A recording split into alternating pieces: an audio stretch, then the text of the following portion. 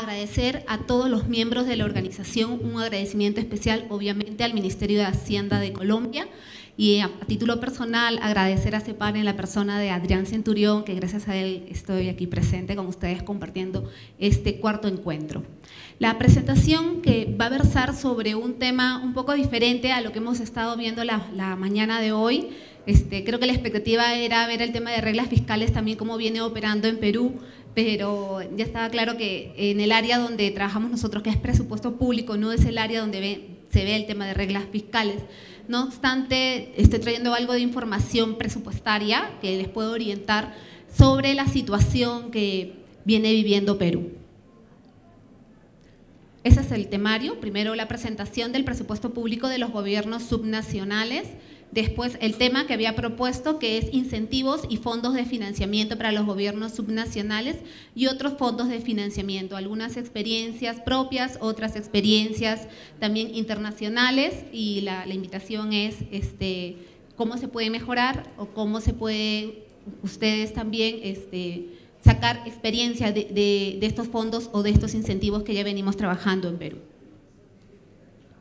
Sobre el presupuesto público, primero el marco general, presentarles ahí Perú, mi país. Es una república, es un gobierno unitario, a diferencia de la presentación anterior que hablábamos de estados federados, es unitario, representativo y descentralizado. Aquí hago énfasis en la palabra descentralizado porque sí tenemos que reconocer que el proceso de descentralización que se viene dando en Perú por tercer intento, desde este último del año 2012, en realidad es un proceso que es gradual y va lento.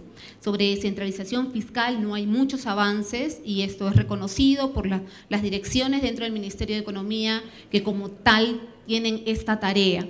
Lo que sí hemos avanzado es en el tema de transferencias de funciones y competencias, y ahí comparto la visión que han tenido algunos en la mañana, competencias, pero sin un costeo debido de cuánto deben asumir los gobiernos regionales para asumir estas funciones y competencias hacia el ciudadano como debe ser. Esa es la gran debilidad de este proceso de descentralización que tenemos en Perú.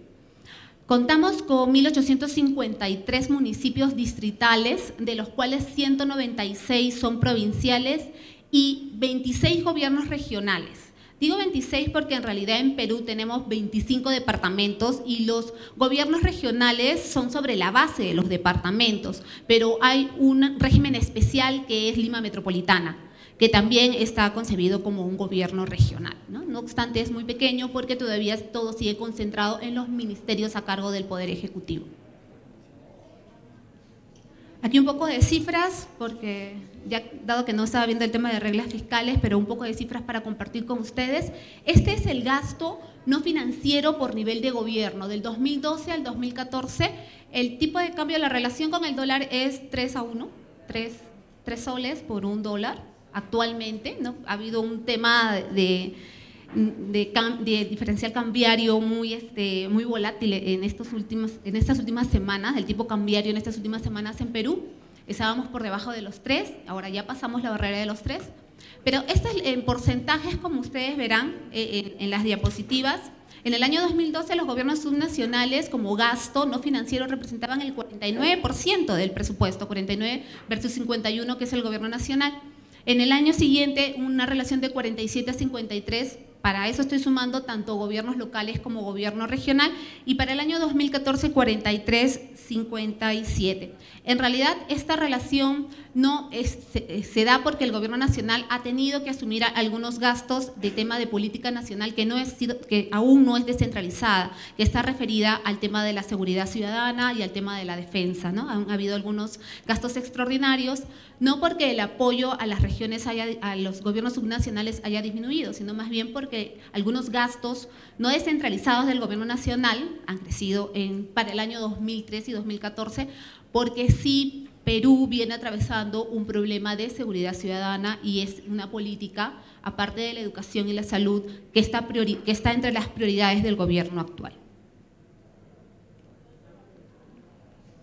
Aquí quería mostrarles la ejecución por las fuentes de financiamiento. También están cifras, están millones de dólares para facilitar la lectura estandarizada. La relación del tipo de cambio sigue siendo la misma. Como ustedes verán, en el caso de los gobiernos regionales,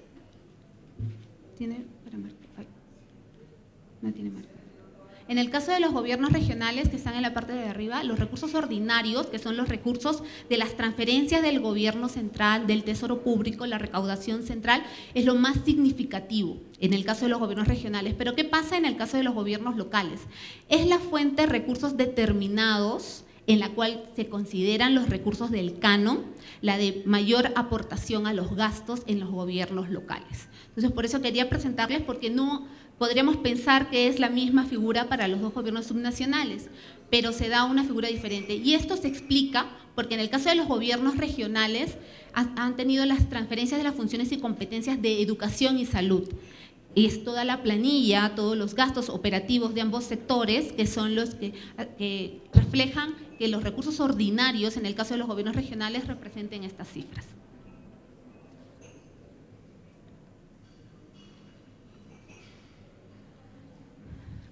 Lo que les comentaba en relación a los recursos determinados era que, si bien están los recursos del canon, que para muchos de ustedes son conocidos como regalías, que son los que provienen por la explotación económica de los recursos naturales, también en esta fuente de financiamiento están considerados los recursos de los fondos, que voy a pasar a explicar posteriormente, los recursos de la política o del plan de incentivos, que es lo que también voy a pasar a explicar posteriormente. Por eso quería resaltarlo como una de las fuentes, y aparte es la fuente de mayor representación en lo que son los gobiernos locales.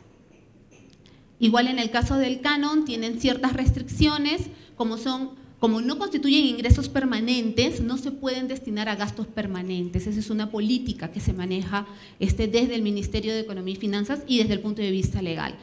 Dada la volatilidad que ha sido explicado durante todo el día de hoy, la finalidad de estos recursos como una política y de acuerdo al marco legal en Perú no se pueden utilizar para gastos de naturaleza permanente, solamente y básicamente para proyectos de inversión pública. Ha habido algunas excepciones en algunos años en particular, destinando estos recursos también para temas de mantenimiento, pero su base fundamental es la inversión pública. Y aquí el comportamiento del canon, como ustedes ven, la línea roja a lo largo del año, en el caso de los gobiernos subnacionales es la que representa el canon. Qué significativo es el canon en el presupuesto de los gobiernos, sobre todo como les señalaba, los gobiernos locales y los gobiernos regionales. Ahí se refleja claramente el año del boom para nosotros, que fue el año 2012, como señala en todas sus presentaciones el ministro de Economía y Finanzas, muy difícil que volvamos a tener esos precios y que volvamos a tener estos niveles de ingresos como país Perú. Por eso estos incentivos y fondos que paso a explicar posteriormente son parte de la política que viene adoptando el Ministerio de Economía y Finanzas. Pero esta es la historia de los recursos del canon y de los otros ingresos que han tenido los gobiernos subnacionales en el caso de Perú. La pantalla de transparencia económica, esta es una consulta amigable que se encuentra en el portal web del Ministerio de Economía y Finanzas. La información es prácticamente en línea, tiene un desfase solamente de 24 horas. Está la información de todos los municipios, de los 1.851 municipios, está la información de todos los gobiernos regionales, está la información de todo el gobierno nacional, prácticamente en línea, como mencionaba, tanto gastos como ingresos, lo que nos permite hacer una revisión permanente de la información, generar alertas, ¿no?, de lo que viene ocurriendo con las finanzas, con el uso del presupuesto, ¿no? Y aparte hay una permanente vigilancia, lo que estamos fomentando, una permanente vigilancia ciudadana de la lectura. Nosotros decimos consulta amigable, pero a veces el lenguaje presupuestario es un poco técnico y sí, las críticas no es tan amigable tu página amigable, ¿no? Esos son los comentarios a veces de los ciudadanos, pero en general creo que es un gran avance para Perú tener un sistema integrado de administración financiera, tener este tipo de consultas donde la información se puede ver hasta a nivel de específica del gasto, el más detallado del gasto, igual por el lado del ingreso y hasta el nivel de las metas financieras.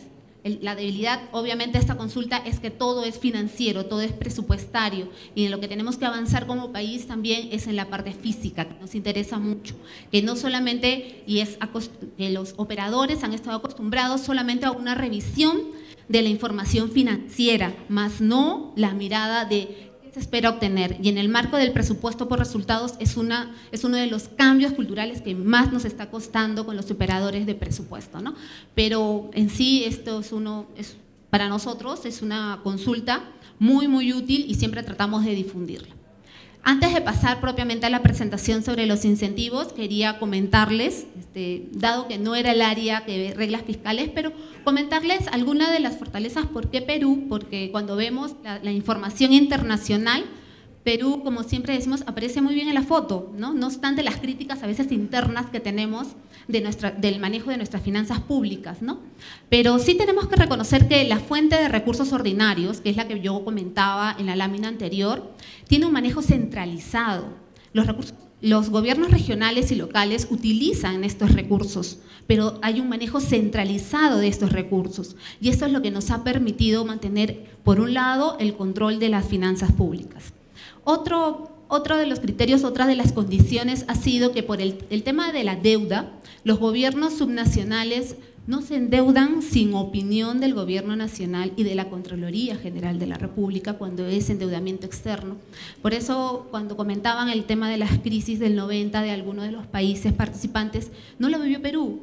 Perú no lo vivió porque en realidad los gobiernos subnacionales no tenían el manejo para poder endeudarse. ¿Por qué? Porque existía un marco legal que no se lo permitía. Después del proceso de descentralización han empezado las posibilidades de endeudamiento de los gobiernos subnacionales, pero con un control muy rígido, que viene con opinión de Contraloría General de República, aval del gobierno central. La Dirección General de Endeudamiento es una dirección muy rígida en su revisión de la capacidad presupuestal de estos gobiernos subnacionales, ¿no?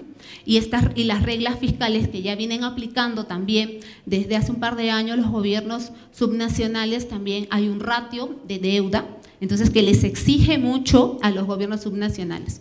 Y alimentado a esto que no han tenido solamente los endeudamientos internos con cargos a sus propios ingresos, no se ha dado esta crisis que comentaron hace un instante. Comentar que sí tenemos un marco macroeconómico multianual, es para 3 años, se establecen ciertos parámetros sobre temas presupuestarios que son reflejados al elaborar el presupuesto de la República. El presupuesto maneja el principio de equilibrio, por eso el equilibrio presupuestal es uno de los principios sustentados en los cuales se sustenta el Sistema Nacional de Presupuesto.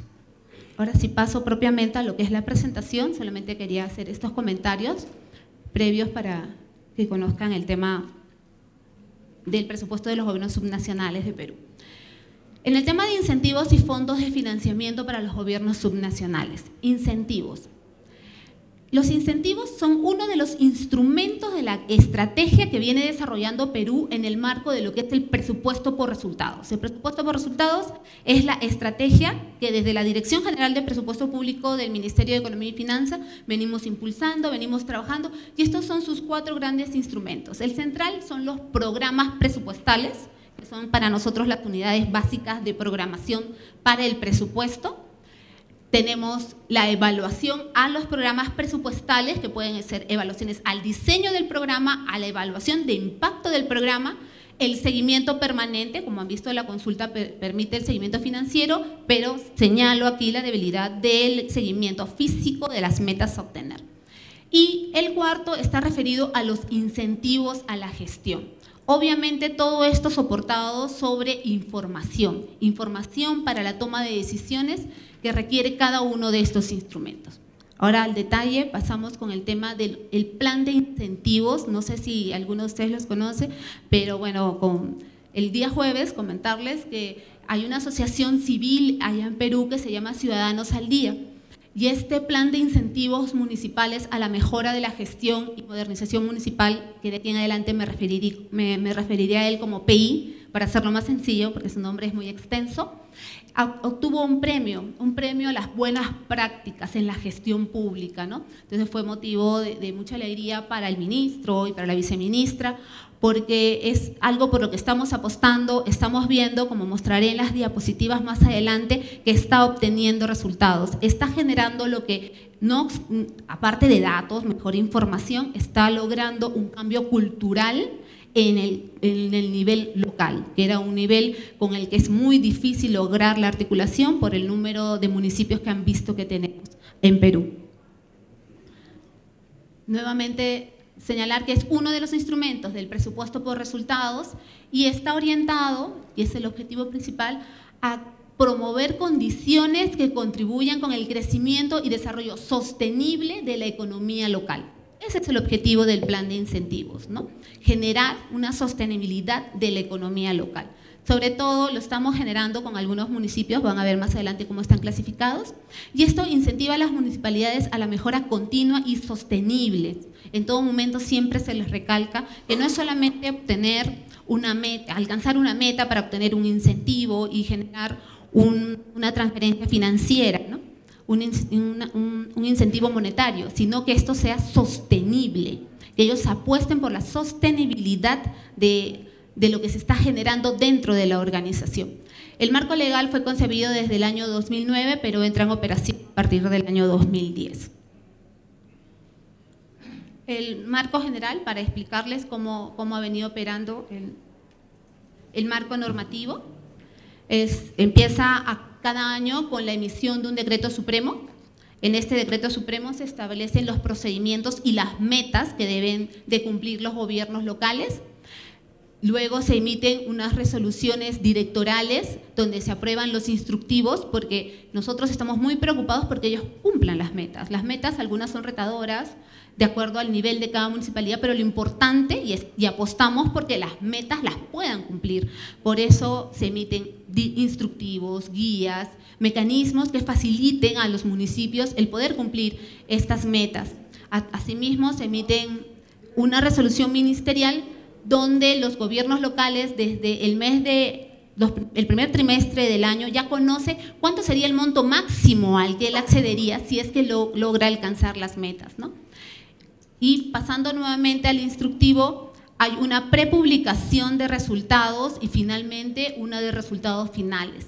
Esta prepublicación ya es parte de la experiencia misma de la operatividad, no se dio desde su inicio, pero esta prepublicación ha permitido que algunos municipios puedan, algunos casos muy particulares, porque cada meta debe ser medida y debe tener una serie de condiciones, ha permitido, no sé si la palabra aplica, pero apelar a algunos gobiernos locales que efectivamente habían cumplido la meta, pero que no había la demostración, ellos podían argumentar y justificar que realmente habían cumplido la meta. Entonces se hace una prepublicación que dura 15 días y que sí nos ha venido funcionando, como les repito, no está desde el inicio de la creación del plan de incentivos, pero sí ha partido de la operatividad misma del proceso. Y finalmente, mediante un decreto supremo, se aprueba la tan esperada transferencia a los municipios. ¿Cómo opera? Ya el marco normativo que les había mencionado. Hay un cumplimiento de metas, hay un plan de trabajo, aquí sí hay un trabajo articulado entre el gobierno nacional y el Ministerio de Economía y Finanzas y los gobiernos locales. El gobierno nacional, representado en sus sectores, es quienes plantean las metas. Están interesados en que alguno de estas metas encaje con su política nacional. Más adelante voy a hacer algunos ejemplos de las metas para que quede esto en forma más clara. Después viene un proceso de evaluación, lo que señalaba, reclamos, observaciones, un proceso de subsanaciones, la transferencia de recursos y finalmente, estamos hablando de recursos, siempre debe haber de por medio una rendición de cuenta de estos recursos. Clasificamos a las municipalidades porque Perú, al igual que muchos de los países que participan en este encuentro, es un país heterogéneo. Entonces, no se pueden establecer metas iguales para todos. Tenemos un grupo de ciudades, de municipalidades que son conocidas como ciudades principales tipo A, que son 40 actualmente. Tenemos otro tipo de municipalidades ciudades principales también, pero tipo B, que son 209, y tenemos unas municipalidades que no son consideradas como ciudades principales, pero que tienen más de 500 viviendas urbanas. En ese caso tenemos 558 en esa situación, y municipalidades igual que no son consideradas ciudades principales, pero tienen menos de 500 viviendas urbanas. Y ahí es como donde ustedes verán que está más atomizado o tiene el mayor número de municipios, ¿no? Que también, bueno, más bien en este gobierno se han creado municipios en vez de tal vez disminuir el número, pero sí, los municipios siguen siendo muy pequeños, siguen habiendo de menos de 500 viviendas urbanas, muchos municipios, ¿no?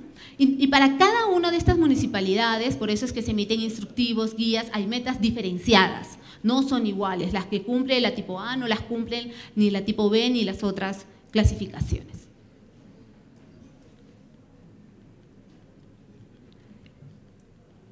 El plan de incentivos cuenta con 344 millones de dólares para distribuir, se hace en dos momentos. Un primer momento es una primera transferencia por el 50%, que son 172 millones de dólares. Hay dos cortes de metas, unas que se cumplen al 31 de julio, otras que se cumplen al 31 de diciembre de cada año, y las transferencias en promedio son entre el mes de mayo, las que se cumplieron al 31 de diciembre, porque hay todo un periodo de evaluación de parte de los sectores involucrados en las metas, y al 31 de las que se tienen que cumplir al 31 de julio, la transferencia es en el mes de octubre.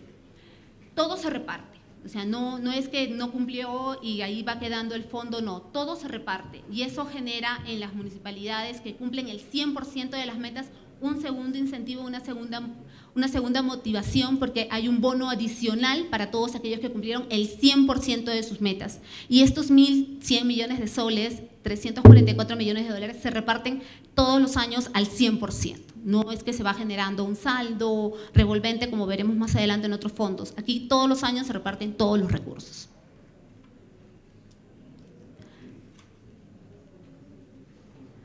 ¿En qué los pueden usar? En realidad hay ciertos parámetros en el uso. Se les indica siempre que obviamente apunten por la sostenibilidad de sus metas. Si es que como algunas metas del mismo diseño van generándose como una primera etapa, una segunda etapa, una tercera etapa, se les va diciendo inviertan, gasten en los mismos fines para los que fue generado el plan de incentivos, que son básicamente mejorar sus niveles de recaudación y de la gestión de sus tributos, mejorar la ejecución de sus proyectos de inversión pública, simplificar los trámites, por ahí vamos a ver los resultados de algunas de estas mejoras, mejorar la provisión de los servicios públicos que ellos brindan, y también para temas de riesgo de desastre, que es uno de los objetivos también del plan de incentivos, ¿no? Aquí tenemos algunas de las metas que quería compartir tal vez como ejemplo. Voy a leer una de ellas, la séptima, atención de la calidad y casos de intervención en la Defensoría Municipal del Niño y del Adolescente, que es la de MUNA, ¿no? Más adelante van a ver con cifras los resultados de esta meta. También la ejecución del plan, el segundo, la ejecución del Plan Local de Seguridad Ciudadana. Como ustedes ven en la segunda columna, el sector, todos los que son los sectores son entidades del gobierno nacional, interesados en articular sus políticas, y han encontrado en el plan de incentivos este medio que les permite la articulación de su política nacional. Ellos diseñan la meta. Es el mismo sector el que diseña la meta. Dentro de sus organizaciones hay un equipo técnico para el seguimiento y para la verificación del cumplimiento de esta meta. Más ejemplos de algunas de las metas que se han establecido para el año 2015. Y también esto es muy importante resaltarles el porcentaje de cumplimiento que hemos tenido de parte de los gobiernos locales. En promedio estamos hablando de un 77%. Los primeros años, como todo instrumento novedoso, creo que hemos tenido los mejores resultados del plan de incentivo, muy contrario a lo que pensábamos nosotros, que al ser algo nuevo, cómo iban a reaccionar los gobiernos locales, más bien fueron muy incentivados los primeros años.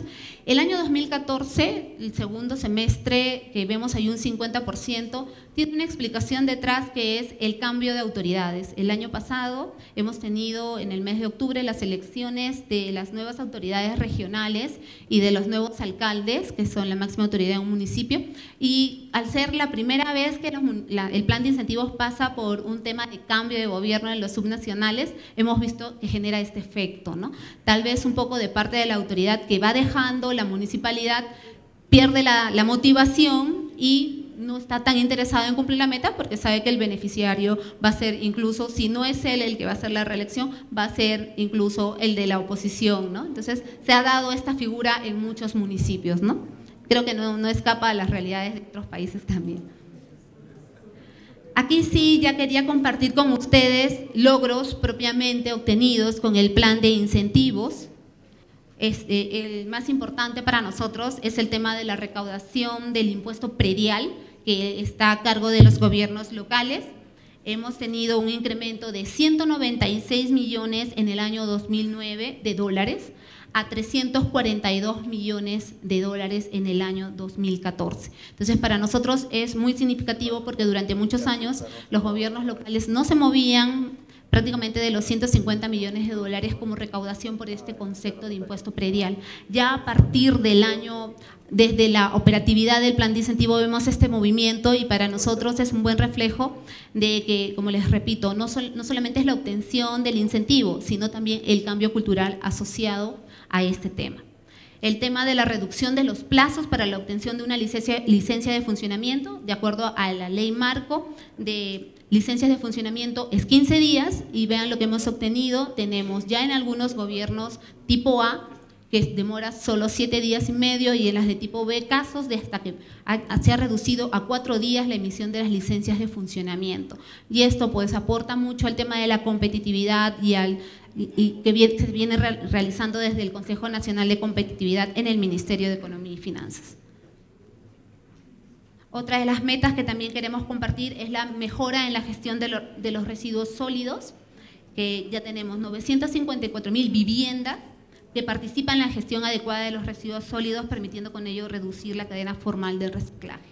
También tenemos la programación de recursos en la apuesta que tiene la Dirección General de Presupuesto Público, que son los programas presupuestales, ¿no? Un mayor porcentaje del presupuesto ya se presupuesta y se ejecuta en programas presupuestales.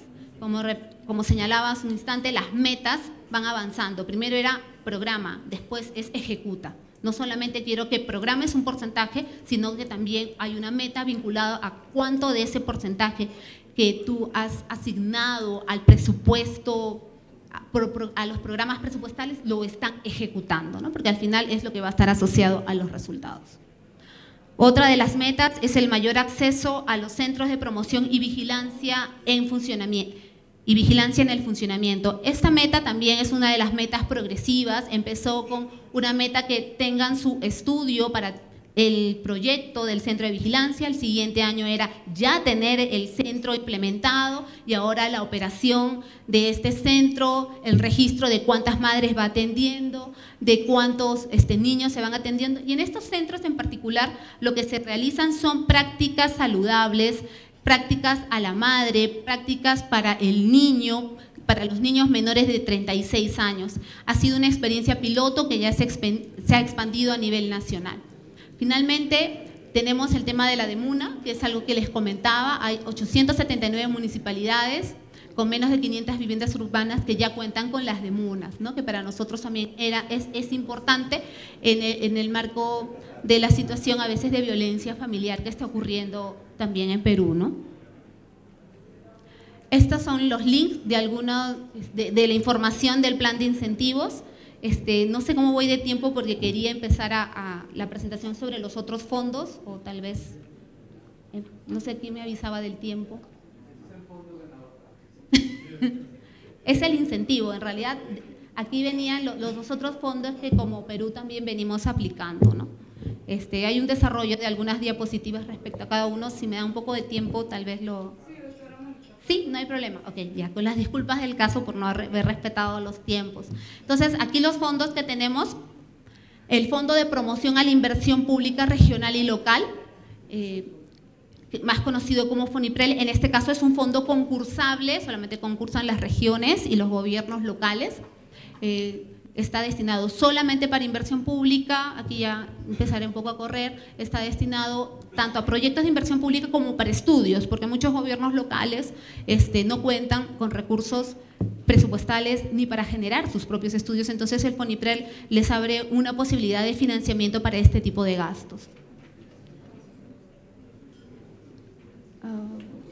¿Qué prioriza el FONIPREL? Prioriza infraestructura social, infraestructura económica, esos son los principales gastos. También se favorece a las zonas más pobres, obviamente, del país, con un puntaje especial a la hora de elaborar el concurso. La última es la introducción de la previsión y mitigación de desastres. Perú como país ya viene adoptando medidas porque sabemos que hay muchas probabilidades que el año 2016 estemos afrontando un fenómeno natural que para nosotros ya ha traído consecuencias fatales años anteriores, que ese es el fenómeno del Niño. Entonces, por eso FONIPREL también está favoreciendo y incrementó como una línea de sus intervenciones la prevención de desastres. A nivel departamental, solamente mostrarles algunos resultados de quiénes son los departamentos que más propuestas han ganado, más recursos han recibido. Voy a empezar ya un poco a correr. ¿Y cuáles son los sectores orientados con estos recursos del FONIPREL? Educación, saneamiento, infraestructura agrícola, infraestructura vial, en ese orden, salud, electrificación y otros sectores más pequeños. También estoy dejando links de información más detallada del FONIPREL. Paso a explicar brevemente el tema del Fondo de Estímulo al Desempeño y Logros de Resultados, y que tuvo como nacimiento los convenios de apoyo presupuestario, que nacieron con donaciones de la Unión Europea, que cuando se revisó las donaciones no se iban a entregar solamente a los gobiernos regionales, porque son gobiernos regionales, sino se establecieron ciertas metas tipo plan de incentivos, pero abocados al tema del desarrollo en la primera infancia. Entonces esta experiencia fue una experiencia que salió con muy buenos resultados, conocida como Europam, de ahí se ha replicado para otros sectores, que es el tema de productos ecológicos, el Euroecotrade. Después tenemos el tema de lucha contra drogas, el tema último del apoyo del aseguramiento universal. Entonces, como han sido buenas prácticas, se han ido replicando y fue la partida de nacimiento de lo que nosotros ahora conocemos como el Fondo de Estímulo y Desempeño.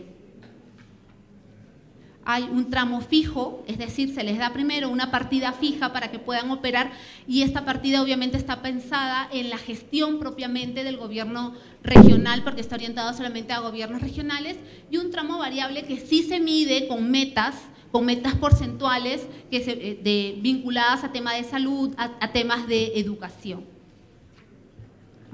Estos son los programas presupuestales por los que está apostando el Fondo de Estímulo y Desempeño, vinculados básicamente, como les señalaba, a temas de salud y temas de educación y temas sociales.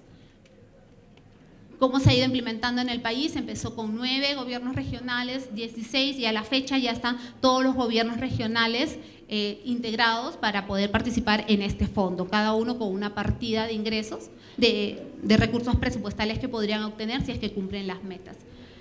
El Fondo de Inclusión Social, que es un fondo con sello de este gobierno, que nació con su ministerio también, porque este actual gobierno ha generado un ministerio en el país, que es el Ministerio de Inclusión Social, y este fondo está orientado solamente a proyectos de inversión pública, y aquí ya empieza a ser más focalizado porque es solamente para los distritos más pobres, del quintil 1 y del quintil 2 del país, y para ciertas zonas que están más convulsionadas por temas sociales o que han pasado por temas de narcotráfico y se quiere cambiar a productos alternativos.